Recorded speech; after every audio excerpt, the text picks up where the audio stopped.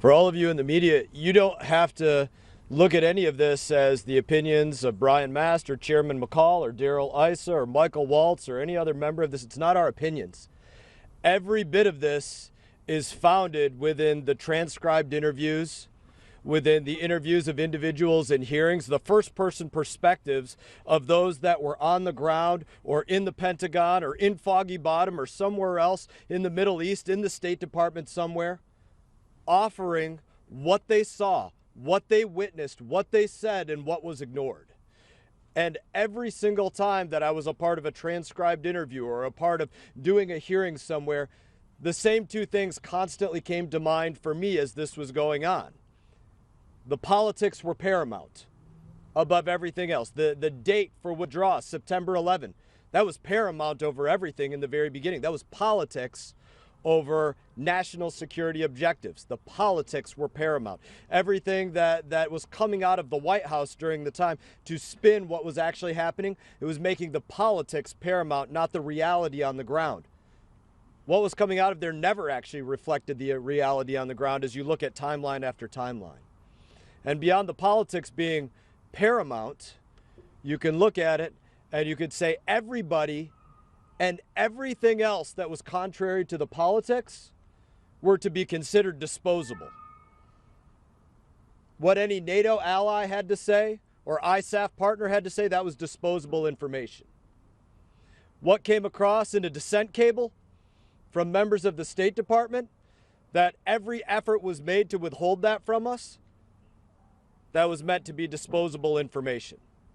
What came through from anybody in the Pentagon? Disposable information. Analysis to use a different time, a different season, when fighting was not so prevalent in Afghanistan, disposable information. Whether to use a different air base, a different location, a place more suited to the tactics of that kind of withdrawal, disposable information. And making all of that disposable information made the lives of our service members disposable. That's how they were treated. They literally cost the lives of 13 Americans, many more Afghanis, countless more that we don't know about because they were left behind, because the politics were paramount in all of this. That's my opinion on what I came away with after sitting through those interviews, hearing the people speak that were called by both Republicans and Democrats alike. That it was all about the politics and everything else be damned. And that meant that the only ones that paid any price for all of the mistakes that were made were the children of those that are with us today. Those are the only ones that paid any kind of price. And there's only two people that can change that. That's Joe Biden and the person that he said was the last person in the room, Kamala Harris. It's up to you to make sure that more are held accountable. Get the message out. Read the report.